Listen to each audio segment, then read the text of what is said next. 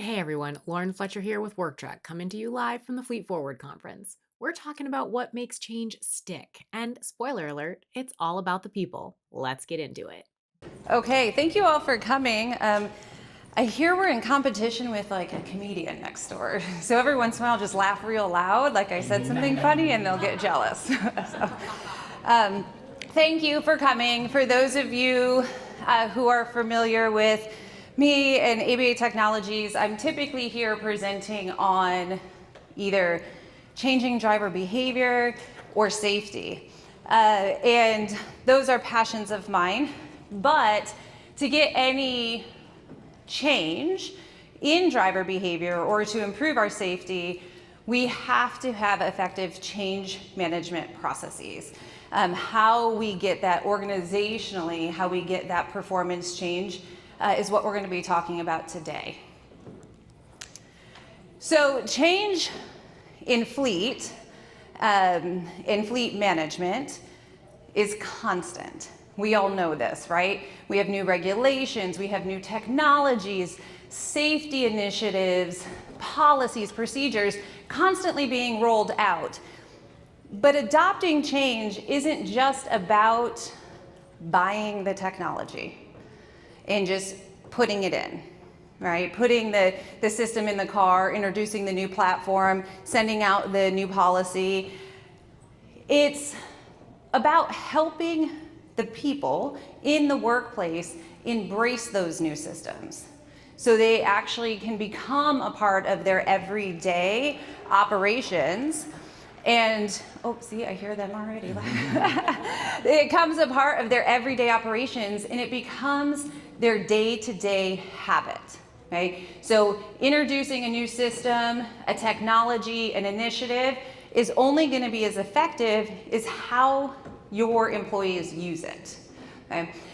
Even the best systems, the best technology will fail if you do not have the investment in setting it up and rolling it out so your company actually uses it. It is extremely common for organizational initiatives to fail.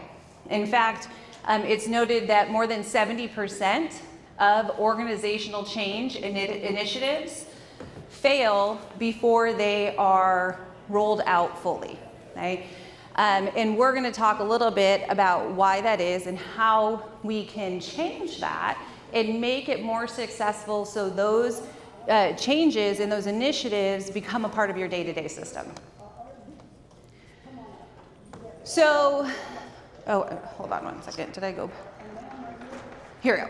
So the widgets here on this screen represent kind of the buckets or the categories that we put into common failures.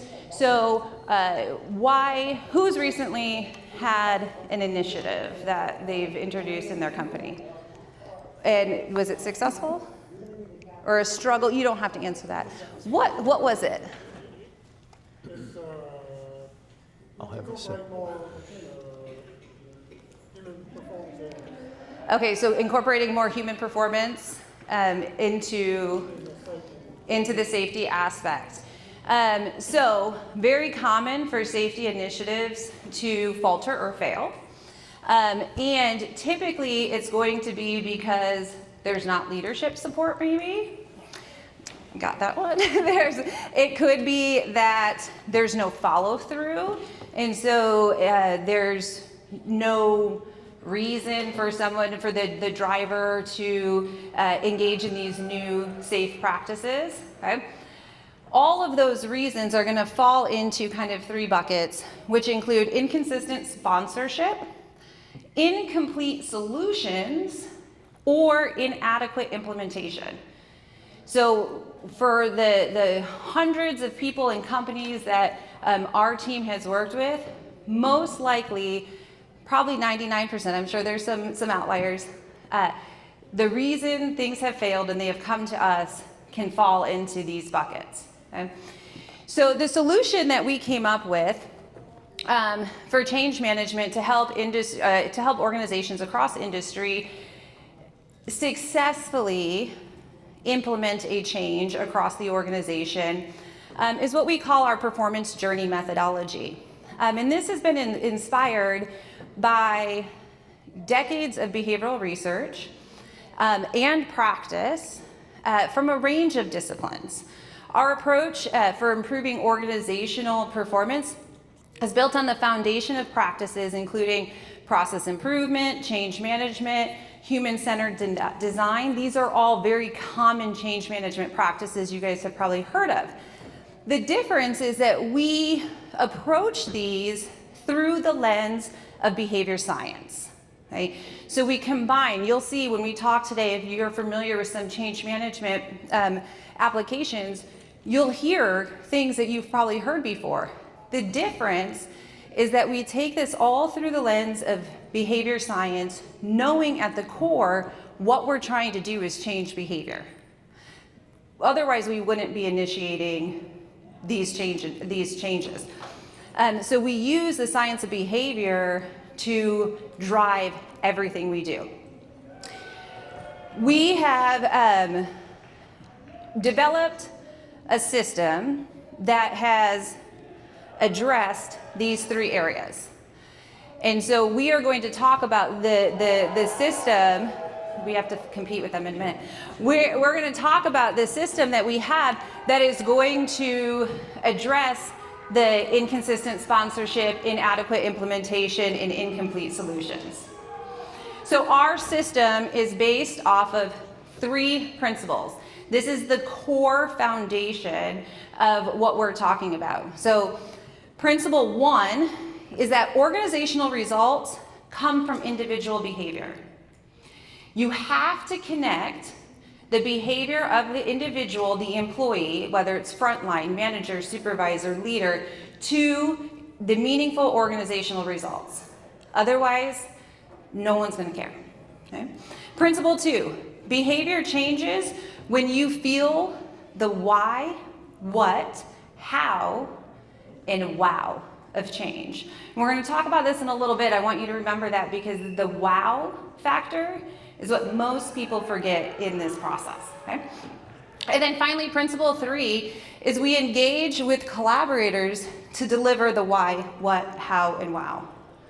So we are working together to deliver those. So we are going to talk through these three steps to get our three key outcomes. Now, we developed this methodology to make it really easy for people to use our tools. And so, because it's called the performance journey, we have we leaned into to the journey aspect and have the three key outcomes that will guide you through the journey. Like any journey you have, whether you're going on a hike, we just got back from Iceland. I took my daughter and we did a beautiful glacier hike. You need three key things. You need your compass. So you need to know where you're going. You need the gear. That's going to tell you what you need, right? So we needed our crampons, we needed our ice pick, our walking sticks, our waterproof jackets, our helmets, those kind of things.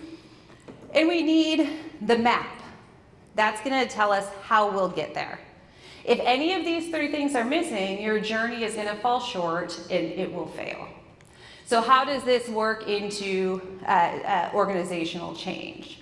The rest of today's session, we're going to talk about that. We're going to look more closely at these three outcomes, and we're going to give you a small taste of what that might look like and the tools that you might be able to use to achieve successful organizational change. Now, note that this is a small 30-minute portion of a very intensive, larger project and solution. So if you have any other questions after, I'm happy to answer and send you things, and happy to send slides upon request as well. So let's start with the compass. Now, we talked a little bit ago about those common reasons why performance improvement efforts fail. And one of those, remember, was inconsistent sponsorship.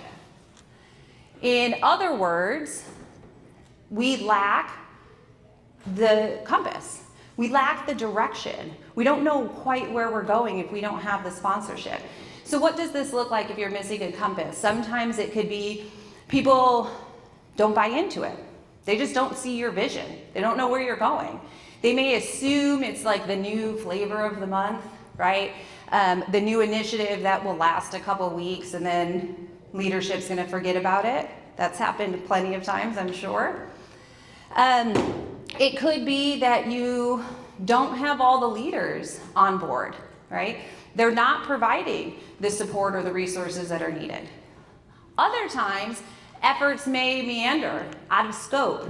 This might have started as a small project, maybe a training initiative that now has blown up and deviated, and we've lost sight of what our outcome was, where our direction we were going was, what that final goal was. And then sometimes we start with a solution that seems like a great idea, but we haven't really identified what's underneath the problem. Why are we actually doing this? What are we trying to solve? So the thing we want people to do might not even end up making a difference because we don't understand what we're really trying to get or where we're trying to go. So the compass here helps us do all of those things just a little bit better. So the first thing we do is we create what we call a metrics train, and what that's going to do is it's going to link the target performance to that meaningful organizational result. It is going to show us where we're going and why we're doing it. If we can link the behavior change that we're trying to get to the meaningful result, we're going to get everybody from frontline to C-suite invested and interested. Okay? Then we're going to create this ideal checklist. So now we know what the behavior is. We've pinpointed exactly what we want to do. We've tied it to the result, and we're going to create the ideal checklist. What do we need to do to get, what does that behavior look like? To get that ideal thing, what does it look like? Right? So now we know why we're doing it and exactly what we're trying to get people to do. Now, getting there isn't as easy as just saying it. And this is why so many people skip this step and they say, you know, a safety initiative, put in cameras, put in dash cam or telematics, or put in this punitive consequence, whatever it might be. And they don't actually think of what they're doing and why they're targeting that behavior, because this does take a little bit more time. But I guarantee if you take the steps to figure out why you're changing, why you have the problem and what you're trying to change, it will make the world of difference. So there's one key tool I'm gonna talk about really quick, and I can send more information on this, but it's probably one of the most important critical pieces in the beginning of change management. We call this the abstraction ladder. And what it is you're connecting that problem with the meaningful outcome. Like I said, that critical piece. So here's how you can do it. It comes, if you guys have heard of human-centered design, this might look a little bit familiar, or if anyone has been trained in Six Sigma and knows the 5 whys, this is similar. So what we're gonna do is we're gonna start at the bottom. I'm sorry, I don't have a laser pointer. We're gonna start at the bottom of the ladder, and we're gonna ask the question, why is this a problem, right? So let's just take, we have too many people missing their walkarounds, doing their vehicle walkarounds and their checklist before they go out for a drive. So that's the problem. Why is this a problem? Well, we don't know if there's issues with the car, there could be maintenance issues, there could be a flat tire, it can influence safety, all of these things. Okay, well, why does that matter? Well, they could get in an accident, right? Or it could cause an accident or a breakdown or more damage. Okay, well, why do we need to worry about that? So you see, you keep asking the why, the why, the why. Well, if we don't have the vehicle out, if we don't have the vehicle, if it breaks down, we lose a truck. There goes productivity. Or it could be, well, we could put our drivers at risk. They're going to be in an unsafe situation. We don't want to have our drivers be getting hurt. Okay, so why does that matter? Well, productivity, and it's a value. We want to make sure our employees are happy and healthy. There's your target goal, your target result. It could be productivity, it could be healthy, happy employees, whatever it is, you're working your way up to that key organizational result. Does that make sense? So usually it's the rule of 5 whys. You can typically get there by 5, but you might deviate. This might take a while. This is a group of people answering these questions together to figure out why you think this is a problem. Now, what's interesting and what's fun about it is once you get that result, so let's say we're going productivity, okay? Then you go down the ladder. So now you're coming back down, you have your target result, and now we have to identify the target behavior, right? So by doing that, what we do is we say, okay, so productivity is what we want to fix, ultimately. Okay, well, how can we improve productivity? Well, we could maybe change the driving schedule. We could change their patterns or their routes. We could add more vehicles, maybe. More drivers, we could hire more people. So you walk through, it's a brainstorming session, you walk through all of these and you start answering. So, okay, well, let's talk about adding more drivers. So what are some other ways? Okay, so maybe that's not possible. Maybe we don't have the means to do so. So what else could happen? And then what's another thing that could be improved upon it? So now you're working your way down to find a reliable target behavior. Now remember, we started with the problem was people weren't doing their walkarounds. It could be you go up and down and you come up with the same thing and it confirms your problem. More often than not, when we work with companies with this, what we see is that that's not the problem. What they thought was the problem, doing their walkarounds, was not actually the problem that they want to address. Sometimes it is. More often than not, we identify a higher priority behavior that's going to have a bigger impact on that target result. Okay. This isn't working. This is when you can start laughing really loud. Yeah! Yes! Make them jealous. Okay.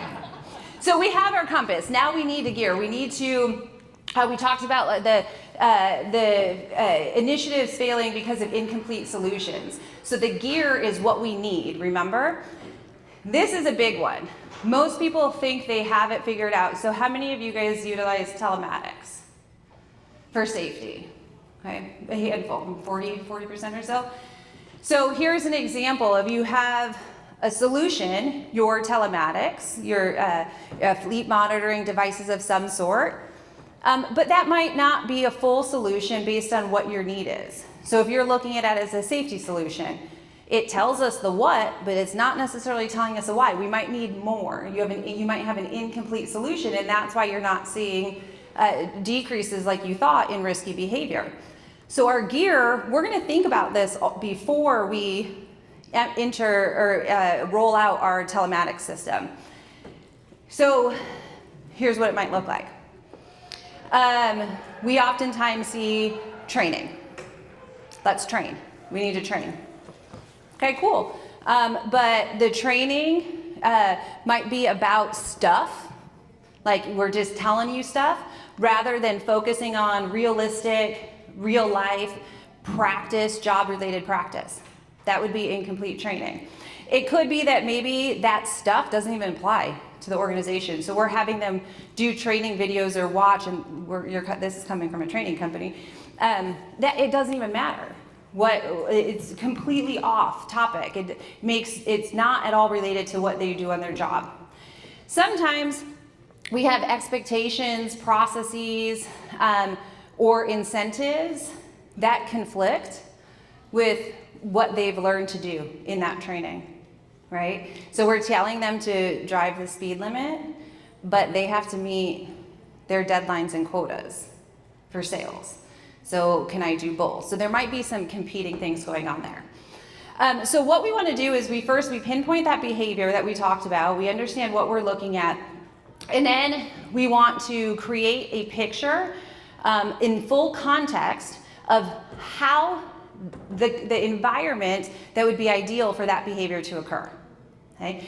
So if you've heard me talk, we talk a lot about You have to look at not just the behavior, but everything that goes around, the environment that surrounds the behavior. This is what we're talking about. We have to find the ideal context, the ideal environment in which that behavior will occur. How do we make sure that happens? And we create that environment.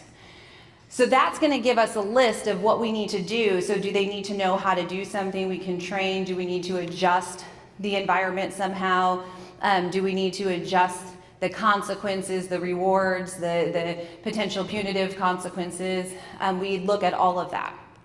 We do this by what we calling the Shaper Radar tool.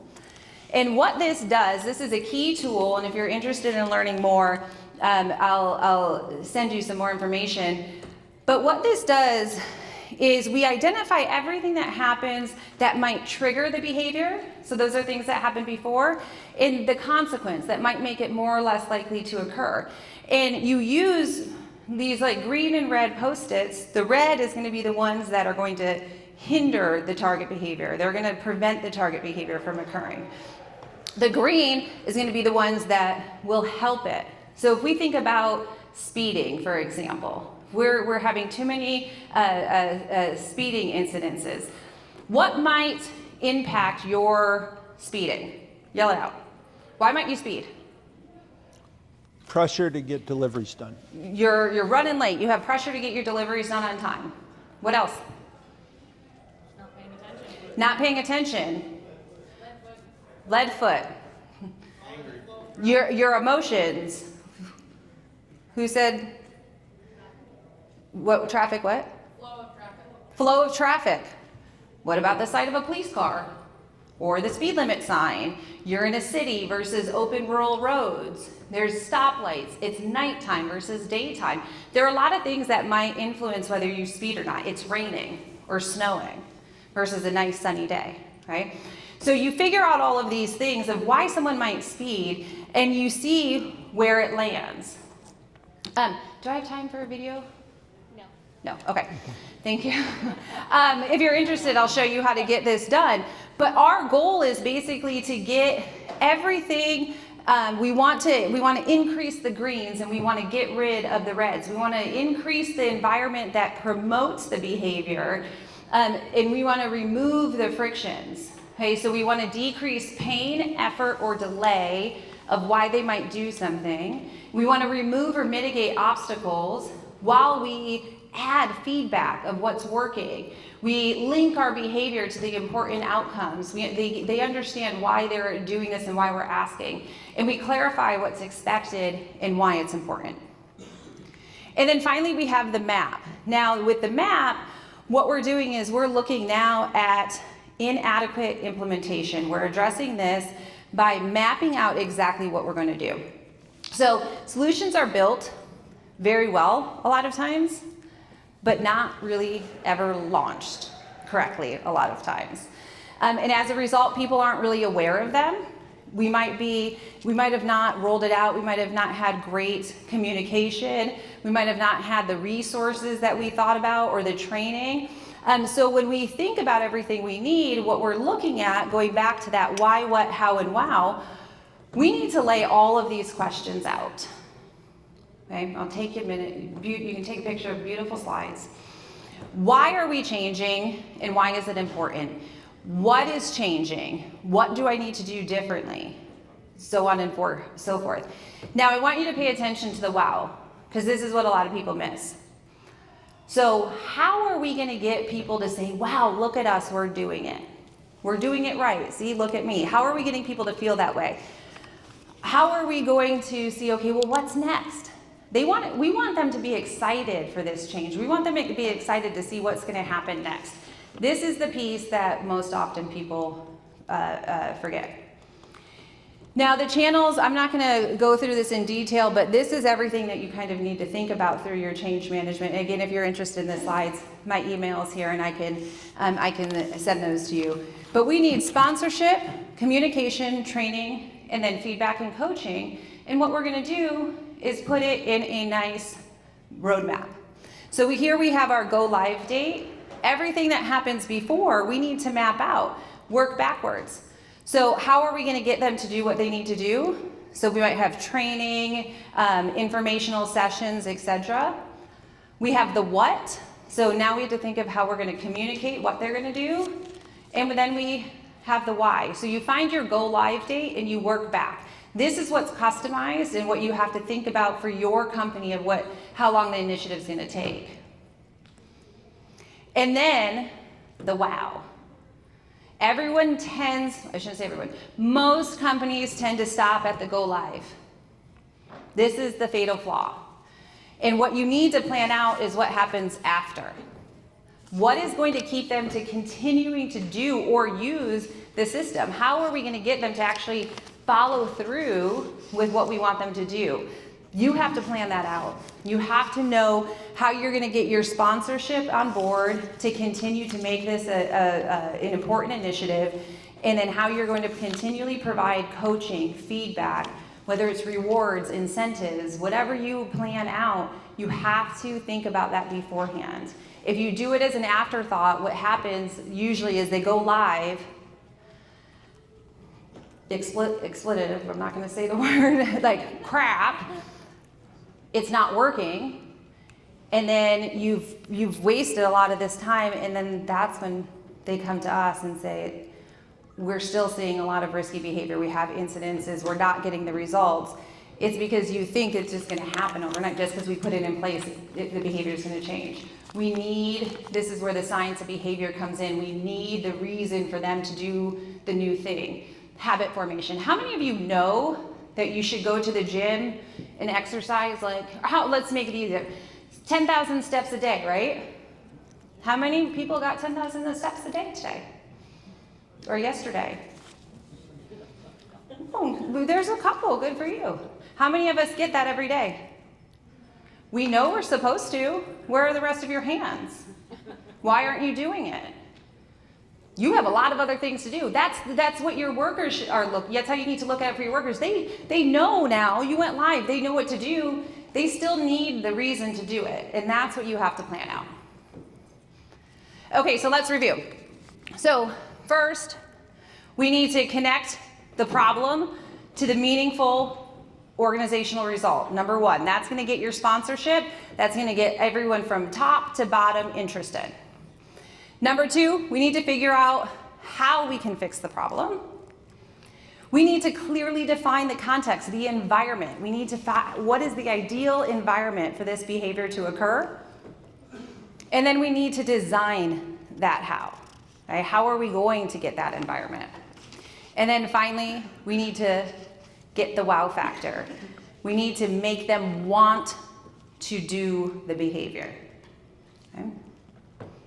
So now what we're going to do is we're going to hear from my wonderful father and co-worker and colleague, Matt Betz, on a case study of change management while he was at DTE. I don't need that. I know that's just to make them jealous next door, though. So this is great. After 50 years in the industry, I'm known for being Alison's dad, and I'm happy to be known for that. As Alison mentioned, I ran the EV program for a major utility in the Detroit area. We had an implementation of, I think, by the time I left, just about 300, actually more than 300 vehicles if you included some of the hybrids, 300 chargers at I think about 20 locations around the Detroit area. So when you talk about collaboration, there's a lot of people involved in that. And while many organizations have continuous improvement teams, at DTE, where I worked, we were fortunate to actually have, as part of our HR department, we had a professional change management team. And I give them all the credit for the success we had, because they were one of the few teams that, of all the people I've talked to about EV implementations, I've never heard of another organization that had a professional change management team. And our EV team had somebody from the change management team assigned to us full-time for about a year and a half. So the organization made a really big commitment to our success and to approaching change in a professional manner.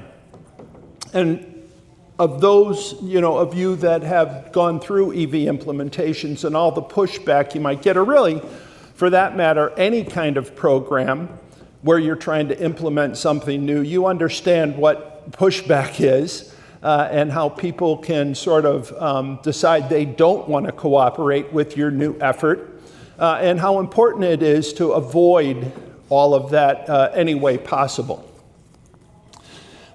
Just a reminder of Alison's map. She had a delivery map that was the why, what, how, and wow. And then the channels under that were sponsorship, communication, training, and feedback. So at DTE, we had a program that looked similar. We used different terminology. Of course, had we engaged Alison to help us, we would have had, the same terminology that they have. But when you put it together, we really sort of did some of the same stuff. So for instance, I should step back just a minute. One of the advantages we had is that we didn't come up as a team, we didn't come up with an idea, something that we thought we needed in the fleet, and pitch it to management and have them say yes, and then we had to implement. It was our CEO who made a commitment to the organization and the community that we were going to be a leader in EVs. We're an electric company. We want people to use electric vehicles. And so he made a commitment that we were going to be a leader. And so the whole program came from the top down to begin with. So we got to skip a step. We had that. So what you see sort of a gap right under case example. That would have been where we went to leadership to get buy-in. In this case, leadership gave us the mandate and gave the whole organization the mandate of what we were going to do. And so, the steps that we took were pretty simple. I think the sponsorship in Allie's slide would probably correlate with provide resource for change. And so that was the early planning. I think it was what we're going to need, if I remember the slide correctly. So we knew ahead of time to create SWIs, or standard work instructions. And that was for things like how to operate the vehicle. How is an EV different than an ICE engine? How to do charging. It was around the installation of the chargers and changing the structures of parking lots. If you want to, I think DTE built they just opened it about 6 months ago, a new facility in Pontiac, Michigan. That was the first new facility we've built in 50 years. So picture an electric utility, site with a garage and offices and parking and way too many vehicles for parking spots. And then you're going to come in and tell them that you need to take up 30 parking spots to put chargers in, and the kind of pushback you're going to get for that. So we had to create a lot of workflow, traffic flow. There were a lot of operational things that had to be provided for those groups. We created communication sites just dedicated to the EV program. And it was not only on the fleet site, but on the operational sites as well. So we mirrored all the communication. They could come to the fleet site and see it, or it could be on their own operational group site. I'll wait until the applause. They're applauding for us in the next room. And then, created the change management playbook. And that was all the things that we expected those people to do differently, and how they were going to do it differently, and then that was published in all of those areas.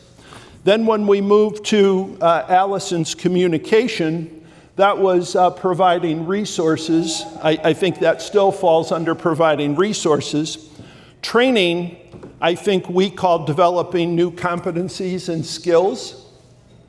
And so that was things like, going to the garages. At a utility, for the most part, they provide their own maintenance. And so those mechanics heard that we were going to put a bunch of EVs in the fleet, and they were really concerned about how they were going to work on those vehicles and what kind of challenges it was going to provide and where were they going to get the expertise to do that.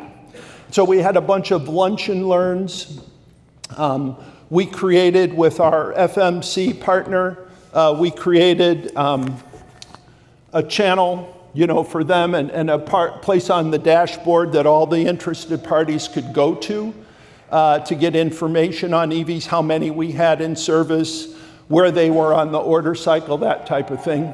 And then every time we developed a new vehicle that was going to be an EV, let's say a transit van for a specific purpose, we would invite the user group to go to the upfitter with us and do a look around so they could see an EV and how it was going to be upfitted and make sure they were comfortable that it could be used for that specific purpose.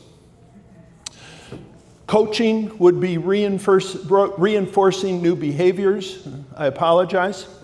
And so in that area, we did things like surveys after the delivery of the vehicle and after the drivers had a chance to drive them for a couple of sessions. We would do surveys and make sure they felt like the process was good, make sure they felt like they got appropriate education on how to drive the vehicle, and just feedback on the vehicle itself so that we knew, the vehicles we chose were working for them. All the different biannual business unit meetings that fleet had, we were invited to come talk about the fleet program, the feedback and coaching. I'm going through this pretty quickly. And then the last part was staying the course and getting feedback. And one of the things we did there, and I guess it would fall partly under education too, is that we created QR codes and put them on the dash of every vehicle. And then all the information they needed for the operation of the vehicle and to give us feedback, they could scan with their phone and they could read anything they wanted about the vehicle plus give us feedback on the vehicle. And then we had a bunch of different key metrics and stuff that we shared. And one of the key things that I wrote a last note on, and it was when Allie talked about the importance of wow. So don't forget when you implement a program like this to give feedback upwards, right? We had a CEO that told us what he wanted us to do. We had to let him know through the appropriate channels that we were meeting his goals. And the feedback from that was articles in Work Truck Magazine, internal articles in our publications. We got a lot of credit from the CEO down on the work that we did because we gave them the appropriate feedback as well. Thanks for tuning into this session from Fleet Forward Conference. For more insights, videos, and stories, head on over to worktruckonline.com.